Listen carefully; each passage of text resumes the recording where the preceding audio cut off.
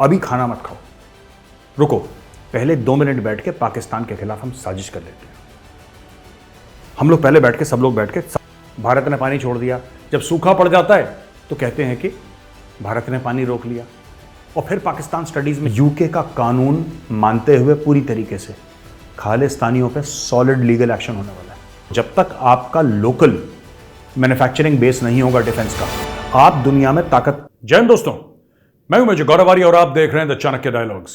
इस वीडियो को लाइक करिए, हमारे चैनल को सब्सक्राइब करिए और बेल आइकन दबाना बिल्कुल भी मत भूलिएगा दोस्तों। अच्छा, आज मैं जरा हिंदुओं से बात करना चाहता हूं भारत के। यार, तुम लोग इतनी साजिशें क्यों करते हो, खासतौर से पाकिस्तान के खिलाफ? जवाब दो, हंसो मत, डोंट लाफ, या दैट वन। हंसो मत, पहले यह बताओ तुम लोग इतनी साजिशें क्यों करते हो हिंदुओं? तुम्हारा और कोई काम नहीं है? पढ़ाई लिखाई तुमने छोड़ रखी है, काम धंधे तुमने छोड़ रखे हैं, 24 घंटे साजिश, वो भी पाकिस्तान के खिलाफ साजिश, सवेरे उठो साजिश। मैं एक पाकिस्तानी भाई बहनों को एक और बात बता देता हूं, मैं क्लियरली बता देता हूं वाज़ेह तौर पे। हम लोग क्या करते हैं, जब हम घर पे बैठते हैं ना खाना खाने, जैसे 3-4 घर के लोग हुए, खाना खाने बैठे, तो खाना खाने से पहले हमारे घर के जो बड़े हैं, बुजुर्ग हैं, वो पता क्या बोलते हैं आपको? अभी खाना मत खाओ, रुको, पहले 2 मिनट बैठ के पाकिस्तान के खिलाफ हम साजिश कर लेते हैं। हम लोग पहले बैठ के, सब लोग बैठ के साजिश कर, ये सारे हिंदुओं के घरों में होता है ये। हम लोग पहले 2-3 मिनट बैठ के पाकिस्तान के खिलाफ साजिश करते हैं, क्योंकि बिना साजिश के तो खाना ही नहीं जाता हजम, पेट में जाएगा खाना, हजम नहीं होगा हमारे। हम क्या करें बताओ?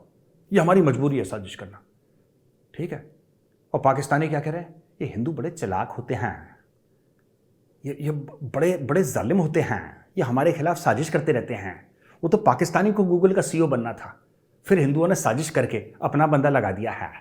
बस है और है, यही चल रहा है। अच्छा, मैं क्यों बोल रहा हूं साजिश करते हैं? ओ भाई साहब, 2 चीजें हो गई पाकिस्तान में। एक तो भारत ने पानी छोड़ दिया, भारत ने पानी छोड़ दिया तो पाकिस्तानियों की ये साजिश हो गई कि साहब पानी छोड़ दिया, जब हमें नहीं चाहिए था पानी, भारत ने पानी छोड़ दिया। जब सूखा पड़ जाता है तो कहते हैं कि भारत ने पानी रोक लिया। और फिर पाकिस्तान स्टडीज में ये भी पढ़ाते हैं कि वसाइलों से पाकिस्तान माला माल है। ये पता नहीं कौन से वसाइल हैं कि जिनसे माला माल है पाकिस्तान, फिर भी पाकिस्तानी भीख मांगते हैं, मुझे नहीं पता, लेकिन कोई बात नहीं, हिंदू साजिश करता है। लेकिन सबसे बड़ी साजिश क्या हो गई है, सोचिए आप भी जरा, सब लोग मिलकर, जो भी देख रहे हैं ना मेरा प्रोग्राम, कहीं पर भी दुनिया में, अमेरिका में बैठे हैं आप, कनाडा में बैठे हैं, भारत में बैठे हैं, कहीं पर भी, right from Tamil Nadu to Kashmir, New Delhi, Uttar Pradesh, Punjab, सब लोग एक बार जोर से बोलिए हाँ, जीभ बाहर निकाल के हाँ करिए। हाँ, फील आई एक? हाँ, अब मैं बताता हूं। अच्छा, 1-2 दिन पुरानी खबर है, मैंने भी इस पर तवज्जो नहीं दी, मैंने बोला ये होता रहता है, लेकिन पाकिस्तानी मीडिया के रिएक्शन देखे भाई साहब मजा आ गया, मजा आ गया, स्वाद आ गया, जिसको कहता है ना स्वाद आ गया। क्या स्वाद आया? ट्विटर ने दिखा दिया गिलगिट बाल्टिस्तान को भारत में। ओ भाई साहब, इतनी डिबेट हो गई पाकिस्तान में कि ये कैसे हो गया, ये कैसे हो गया, ऐसे करता है, इंडिया तो साजिश कर रहा है। मोदी गया था वहां पे, मोदी जब गया था उसने एलोन मस्क से बोला था कि मस्क देख ले, अगर तुझे इंडिया में बिजनेस करना है तो तुझे गिलगिट बाल्टिस्तान भारत में दिखाना पड़ेगा। एलोन मस्क ने बोला yes mister Modi, I will do the needful. उसने फट से गया, मोदी जी यहां पे पहुंचे, उसने वहां पे दिखा दिया कि पता है पाकिस्तान क्यों इतना सेंटिमेंटल हो गया? कोई भी और अकल वाला मुल्क होता ना, जिसकी 2 रुपए की अकल होती है, जो कि पाकिस्तान में नहीं है, वो ट्विटर को लिखता, कह रहा है गलत है, इसको ठीक कराओ, कहानी खत्म। लेकिन पूरी पाकिस्तान की हुकूमत ट्विटर पे चलती है, पूरी ऑपोजिशन ट्विटर पे है, इमरान खान भी ट्विटर पे अपनी बयान दागता रहता है, शहबाज शरीफ भी 24 घंटे ट्विटर पे, ये पूरा मुल्क ट्विटर पे। ये काम कोई नहीं करता पाकिस्तान में। अगर आपको लगता है कि पाकिस्तान में कोई सरकार है, ये कुछ काम करती नहीं, ये ट्विटर करते हैं करते हैं, बस दैट्स इट। इसीलिए मुल्क का बेड़ा गर्क है, सारे के सारे ट्विटर पे हैं ये, इसलिए इनके सांप सूंघ जाता है। अच्छा, ये मैंने 2-3 दिन पहले भी कवर करा था कि पाकिस्तान ने बोला कि साहब हम तब आएंगे इंडिया क्रिकेट खेलने जब इंडिया यहां पे क्रिकेट। यार, मैं पाकिस्तानी हूं, तुम्हें एक सच बात बता देता हूं आज, ठीक है? 2 टूक honestly let me tell you, एक फ्रैंकली, हंसी मजाक एक तरफ, फ्रैंक बात एक करते हैं आपसे। यार, आप लोगों का बिल्कुल दिमाग नहीं है। ये ऊपर वाला माला खाली है कि वो भी चाइनीज को गिरवी रख दिया आपने? आपको क्रिकेट की पड़ी है। यहां पे इंडिया ये कह रहा है कि पाकिस्तान को अगली बार 5 साल के लिए FATF की ग्रे लिस्ट में कैसे डाला जाए। यहां पे ये डिस्कशन हो रहा है कि पाकिस्तान को ग्रे लिस्ट में कैसे डाला जाए, क्योंकि आपका मसूद अजहर, आपका सैयद सलाउद्दीन और आपका हाफिज सईद खुले घूम रहे हैं दंदनाते हुए। इन सब के वीडियोस भारत के पास हैं। अब भारत ही कह रहा है कि ये तो यूएन डेजिग्नेटेड है, हाफिज सईद यूएन डेजिग्नेटेड है, ये पाकिस्तान में खुला घूम रहा है। अगर ये पाकिस्तान में खुला घूम रहा है और उसके आसपास हथियारबंद लोग हैं, कुछ वर्दी में कुछ बिना वर्दी के हथियार वाले लोग हैं, इसका मतलब स्टेट उसको प्रोटेक्ट कर रहा है, इसका मतलब स्टेट ने झूठ बोला है, इसका मतलब टेररिस्ट खुले घूम रहे हैं स्टेट सपोर्ट में, पाकिस्तान को वापस एफएटीएफ। यार आप लोग बिल्कुल दिमाग बेच के खा गए, गिरवी रख दिया चाइनीज को। क्या करा आपने अपने दिमाग का यार? ऊपर वाले ने दिमाग दिया होगा ना, कुछ तो दिया होगा ऊपर वाले ने, वैक्यूम तो नहीं होगा यहाँ पे। कभी कभी मुझे लगता है, एक बात बताओ, तुम लोग के लिए यही हो रहा है कि क्रिकेट खेलेंगे कि नहीं खेलेंगे? वो वहां पे डॉक्टर जयशंकर और डोवाल साहब आपको एफएटीएफ में ग्रे लिस्ट में डालने के चक्कर में हैं। आप ही कह रहे हैं हम अहमदाबाद में नहीं खेलेंगे, हम चेन्नई में खेलेंगे। तुम्हारा दिमाग खराब है। You are going to go very shortly, within a year you will again go to the FATF grey list. समझ लो मेरी बात? तुम लोग वापस एफएटीएफ के, तुम्हें उस पर काम करना चाहिए। नहीं, क्रिकेट की पिच कैसी होगी इस पर डिस्कशन हो रहा है। मुझे बात समझ में नहीं आती। और जहां तक बाढ़ की बात है, बाढ़ हर जगह आती है यार, अमेरिका में भी आती है, इंडिया में भी आती है। आजकल इंडिया में देखो कितना हो रहा है। और अगर आपको बाढ़ से बचना है, देखो जब बाढ़ आती है तो आती है, फिर कुछ नहीं हो सकता, लेकिन कुछ आप मिटिगेट कर सकते हो ना। डैम क्यों नहीं बनाते? तुम्हारा साकिब निसार, तुम्हारा चीफ जस्टिस साकिब निसार सबसे बड़ा चोर पाकिस्तान का, तुम सबसे 10-10, 20-20 रुपए लिए कि मैं डैम बनाऊंगा, पैसा लेके अमेरिका भाग गया। पाकिस्तानी डैम ढूंढ रहे हैं। ऐसे ऐसे फ्रॉड होते हैं पाकिस्तान में। हमने तो यहां पे सुना था कि नटवरलाल ने किसी को ताजमहल बेच दिया था। तो ये कहानियां थी, बेचा बेचा तो क्या ही होगा, मतलब ये कहानियां थी कि उसने लाल किला बेच दिया, ताजमहल बेच दिया। ये हम बचपन में कहानी सुनते थे कि नटवरलाल इतना बड़ा फ्रॉड था, इतना बड़ा वो ठग था कि उसने ये सब बेच दिया। पाकिस्तान में एक्चुअली किसी ठग ने नहीं, आपके खुद के चीफ जस्टिस ने एक्चुअली आपके Saqib Nisar, chief justice of Pakistan, उसने एक्चुअली पाकिस्तानियों से पैसे लिए कि लाओ, अच्छा तुम कितना दे सकते हो, अच्छा तुम इतना, तुम कितना दे सकते हो ना साहब, मैं गरीब आदमी 10 रुपए, लाओ तुम 10 ही रुपए दे दो, कोई बात नहीं। अच्छा तुम बाहर रह रहे हो, तुम कितना दे सकते हो जी, मैं $100 भेज रहा हूं, भेजो जी। उसने सारे पैसे इकट्ठा करे, सारे पैसे जमा करे, साकिब निसार गायब हो गया। अब जब वापस पाकिस्तान आया इतने साल के बाद तो कहता है कि वो तो मैंने एड वैड निकालनी थी डैम की, तुमने जितने पैसे दिए तो उसमें इश्तेहार ही निकल सकते थे, एड ही निकल सकती थी उसमें, और तो कुछ निकल नहीं सकता। तो ये हाल है भैया पाकिस्तान के, राइट। तो ये कार्टून नेटवर्क वहां पे चलता रहता है। ये लोग फालतू में ट्विटर पे क्या दिखा दिया, क्रिकेट कौन कहां खेले, ओ भाई तुम लोग एफएटीएफ की ग्रे लिस्ट में जा रहे हो, you focus on the correct things, ठीक है। तुम लोग निपटने वाले हो बहुत जल्दी, इस चीज का ध्यान रखना। ग्लोबल फायर पावर का एक इंडेक्स आता है हर साल, उसमें यह बताया गया है कि जो कंट्रीज की मिलिट्री माइट होती है वो कहां पे रैंक्ड हैं दुनिया में, ठीक है जी। तो अब मैं आपको बताता हूं कि क्या है मामला इसका। सबसे स्ट्रांग कौन है, कमजोर कौन है, भारत कहां पे है, चाइना, आप सब लोग जानना चाहते हैं, पाकिस्तान तो ऐसे ही खत्म खेल है, तो चाइना कहां पे है, ये सब आप लोग जानना चाहते हैं, मैं आपको बताता हूं।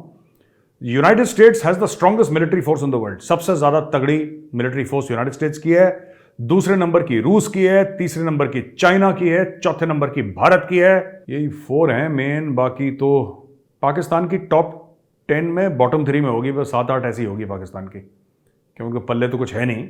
अच्छा अब मैं आपको बताता हूं ना इसमें चक्कर क्या, आप देखो कभी भी। अब बात करते हैं मेन पॉइंट पे कि भारत की मिलिट्री नंबर 4 पे क्यों है, भारत की मिलिट्री नंबर 3 नंबर 2 पे हो सकती है, प्रॉब्लम क्या है, ठीक है। इट्स नॉट अबाउट कि आपके फौजी कैसे हैं, आपकी ड्रिल्स कैसी हैं, everything has to do with self reliance, जिसको मोदी जी कहते हैं ना आत्मनिर्भर भारत, ये स्टोरी वहीं की है। अमेरिका क्या इंपोर्ट करता है? No, not at all. America खुद अपने हथियार बनाता है। रूस क्या इंपोर्ट करता है? No, not at all. रूस अपने हथियार बनाता है। चीन चोरी करता है बाहर से, ठीक है, कुछ रशिया से भी उन्होंने चीजें ले रखी हैं, लेकिन ज्यादातर चीन अपनी चीजें खुद बनाता है, चाहे वो फिर चोरी करके बनाए, क्योंकि चाइना में तो एवरीथिंग इज थेफ्ट, वो चोरी करके बनाता है चाइना, लेकिन बनाता खुद है। चौथे नंबर पे इंडिया बहुत कम खुद बनाता है, ज्यादातर इंडिया इंपोर्ट करता है, और ये चीज गलत है। ये जो देखिए मैं आपको बात बताता हूं, आपके फौजी कितने भी बहादुर हो, ठीक है, आप बोलो कि साहब हिंदुस्तानी फौजी जो है, जो army navy air force, he is the best in the world, ठीक है, आपका जज्बा है, आपका एक इमोशन है और हम उसको सल्यूट करते हैं, लेकिन सच्चाई जो है ना ये है कि आपका फौजी कितना भी बहादुर हो, जब तक आपका लोकल मैन्युफैक्चरिंग बेस नहीं होगा डिफेंस का, आप दुनिया में ताकतवर जो मुल्क हैं टॉप के हैं, आप उधर नहीं पहुंच पाओगे। आपको लोकल इंडस्ट्री लगानी पड़ेगी, क्योंकि लड़ाई के वक्त आप किसी के ऊपर डिपेंड नहीं कर सकते।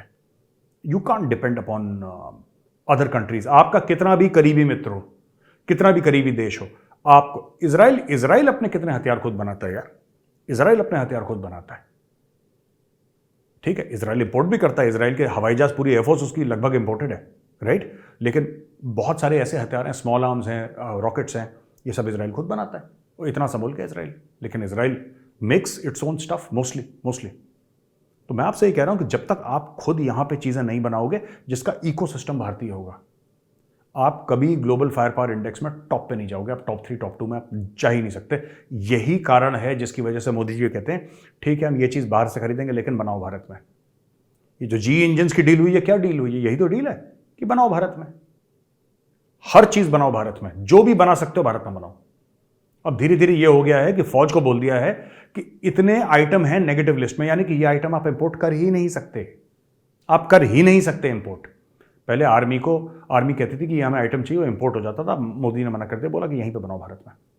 और भारत में बोला कि प्राइवेट कंपनी को, सरकारी कंपनी बनाएंगे तो ऐसे ही बनाएंगे, फिर वो आपको पता ही है सरकारी कंपनियों का क्या खेल होता है।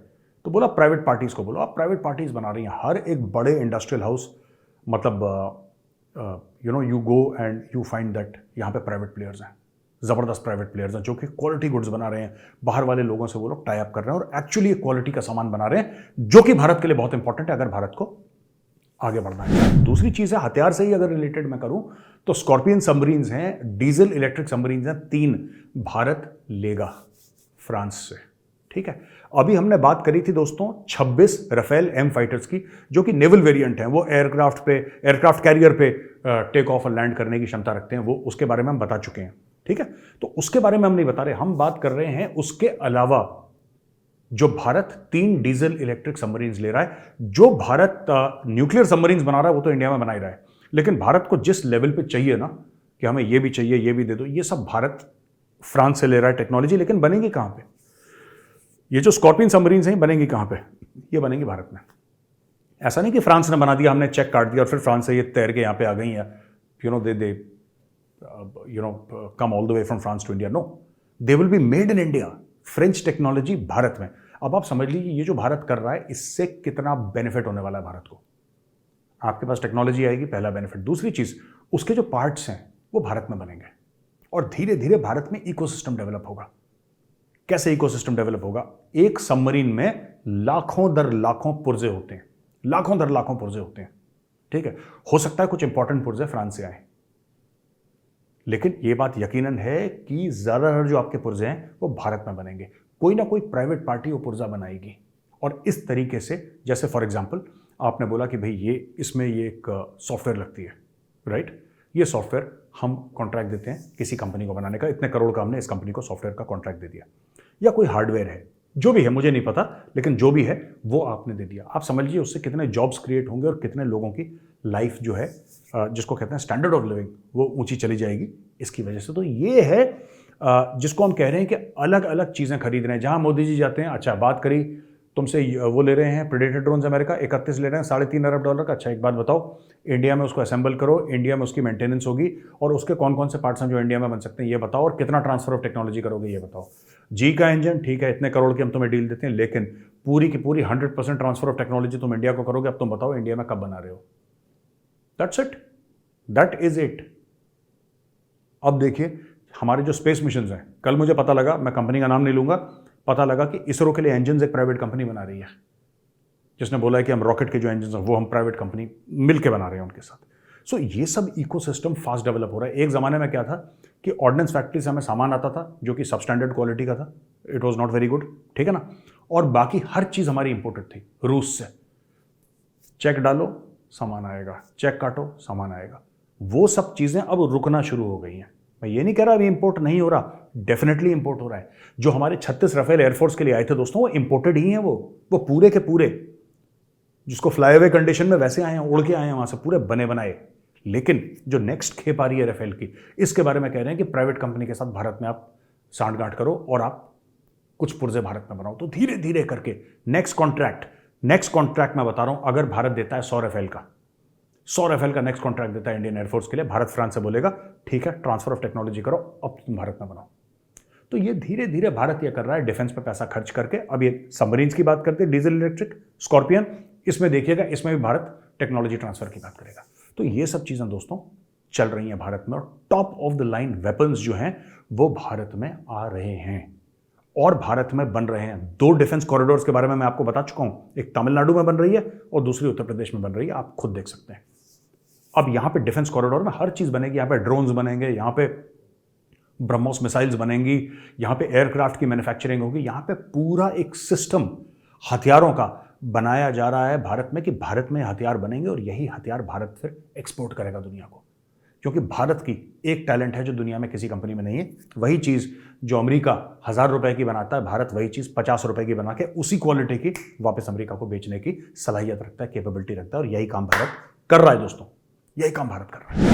आखिरी जो खबर है दोस्तों खालिस्तानियों को लेकर है, सो कॉल्ड कि 11 इंडियन मिशंस हाई अलर्ट पे थे। ये बताया गया है कि जो 8 तारीख को खालिस्तानियों ने बोला था हम ये कर देंगे वो कर देंगे, हुआ कुछ नहीं, उनके बस का, उनके पल्ले का कुछ नहीं था। लेकिन अब इंडियंस ने बोल दिया है कि जो अपनी सिक्योरिटी है वो बढ़ाएंगे मिशंस में। दोस्तों मैं 1-2 बातें आपको बता दूं, और ये बात आज आप नोट कर लेना, आज आप नोट कर लेना।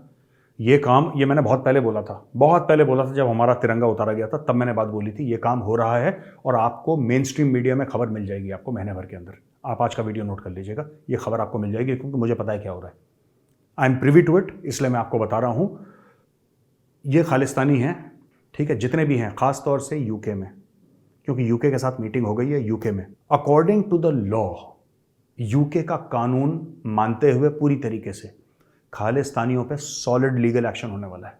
मैं बता रहा हूं, इनको छुपने के लिए ना, जैसे सांप को बिल नहीं मिलता ना, कभी कभी ऐसे घूमता रहता है सांप सरफेस में, उसको बिल नहीं मिलता, या चूहे को बिल नहीं मिलता, ये इनके साथ यही हो रहा है अभी। और ये काम यूके में शुरू हो गया है, आपको पता लग जाएगा। इनके ऊपर केसेस कौन से फाइल हो रहे हैं अब्रॉड, आपको पता लग जाएगा। मैं यूके की बात कर रहा हूं, ऑस्ट्रेलिया की, कनाडा की और यूएस की, आप देखना। ये काम शुरुआत हो गई है, जो मैंने बहुत पहले बोली थी आपको, जब यूके के हाई कमीशन पे इन लोगों ने हमला करा था और तिरंगा उतारा था। और आज मैंने तभी बोला था होना चाहिए, मैंने यही बोला था, मेरा पुराना वीडियो आप जाके देख सकते हैं कि ये होना चाहिए इनके ऊपर केसेस। और वो चीज़ जो मैंने उस दिन बोला था होना चाहिए, जिस दिन तिरंगा उतरा था, उसके अगले दिन मैंने वीडियो बनाया था। आज मैं आपको ये रिपोर्ट दे रहा हूं कि काम हो गया है। आप देखना क्या होता है, 1 महीना 30 डेज के अंदर आप देखना अलग अलग जगह क्या हो रहा है। धीरे धीरे धीरे धीरे खालिस्तानियों के खिलाफ क्या एक्शन हो रहा है, ये देखिए ना। ये लोग, हमारा काम इन्होंने बड़ा आसान कर दिया, क्योंकि अगर आपका दुश्मन बुद्धिमान हो, आपका दुश्मन इंटेलिजेंट हो, तो आपके लिए चैलेंजेस पैदा होते हैं, आपके लिए अलग अलग किस्म के चैलेंजेस। ये तो बेवकूफ़ हैं, अनपढ़ लोग हैं ये। Khalistanis are not intelligent. ये लोग क्या है मैं बता रहा हूँ, जैसे कि वो एक बिना दिमाग के होता है ना पहलवान, ऐसे चलता है ऐसे, दे आर लाइक दैट। कोई भी थप्पड़ मार के 2 कदम हट जाए तेजी से तो ये कुछ नहीं कर पाएंगे। ये खालिस्तानीज आर स्टूपिड। तो हमें बड़ा फायदा हो गया इसका। अगर हमारा दुश्मन इंटेलिजेंट होता, अगर हमारा दुश्मन ऐसा होता कि जिसका बड़ा दिमाग है और उसके पास साइंटिस्ट हैं और उसके पास डॉक्टर हैं और उसके पास ऐसी प्लानिंग है, तो कुछ बात समझ में आती कि यार बड़ा शातिर दुश्मन है। एक्चुअली हमारा दुश्मन गधा है। तो ये हमें बहुत बड़ा फायदा है कि ये पन्नू वन्नू जो है ना, Gurpatwant Singh, they are not intelligent people at all. They are basically stupid people who are greedy. इन्हें पैसे के लालची हैं। थोड़ा सा पाकिस्तान ने पैसे दे दिया, $1000-2000, उसमें ये प्रेस कॉन्फ्रेंस में आके इन्होंने कुछ कुछ बोल दिया। ये इतने ही इनकी लेवल है, इससे ज़्यादा इनका कोई लेवल नहीं है। और पाकिस्तान के पास खुद पैसे नहीं है। पाकिस्तान इनको नार्को वार्को बेच के, थोड़ा सा ड्रग बेच के पाकिस्तान सपोर्ट कर लेता है, वरना इनके बस का कुछ नहीं है दोस्तों। तो ये सबसे बड़ा हमारे साथ प्लस पॉइंट पता है क्या, यही है कि इस बार हमारा जो दुश्मन है, the so called Khalistanis, the enemy is stupid. दुश्मन बेवकूफ़ है, कम दिमाग है, कम अकल है, बेवकूफ़ है। तो मुझे लगता है ये बहुत बड़ा एक फ़ायदा है हमारे लिए, because you dealing with a stupid person, it's easier, far easier to deal with a stupid person. तो दोस्तों यहाँ पे मेरा वीडियो खत्म होता है। अगर आपको वीडियो पसंद आया ना तो वीडियो को लाइक जरूर करिएगा, हमारे चैनल को सब्सक्राइब करिए, बेल आइकन दबाना बिल्कुल मत भूलिएगा दोस्तों। जय हिंद, वंदे मातरम, भारत माता की जय।